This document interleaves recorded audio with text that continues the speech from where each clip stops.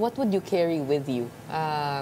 Na mga mahalagang lesson mula nung, I mean, sa pag-obserba po ninyo sa lagay ng PNP. Kung mapansin mo, ang mga internal affairs na mga policies na pinalabas ko na ngayon, una ay inward-looking. Aside from, of course, the 3-minute response na ipinangako natin sa ating mga kababayan in compliance to the directive of the President for swift and visible police response.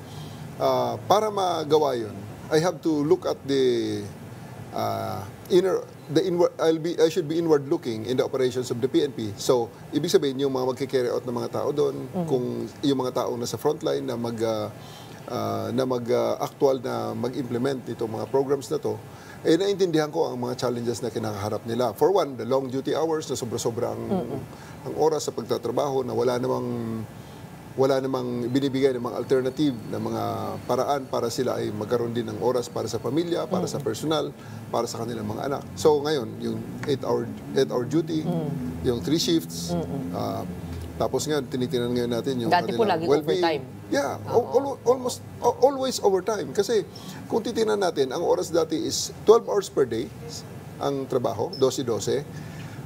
One time lang nagbe-break in a week. So that is 6 times 12. So that's 72 hours. That's overtime by so much number. 3 days actually na overtime yan kung ikumpara sa mga tao nagtatrabaho ng 8 to 5, Monday to Friday. So sa ngayon, ginagawa natin yung 2 days duty, 1 day off at 8 hours per duty. That will give them 36 hours per week.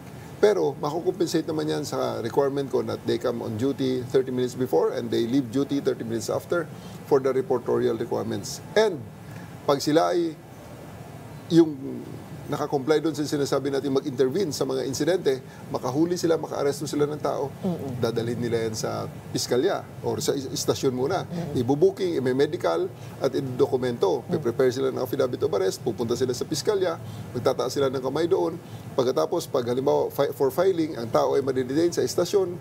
So, after how many days, darating ang commitment order, dadalhin nila kung saan i-commit yung tao. Could be in the BGMP or in the local city jail. So, mas maraming mga trabaho pa na administratibo na on top of the operational na trabaho nila. Because kaakibat nitong pagpapatrolya mo, pag ikaw ay talagang nagtatrabaho ng tama, makakahuli ka talaga ng mga taong dapat hulihin.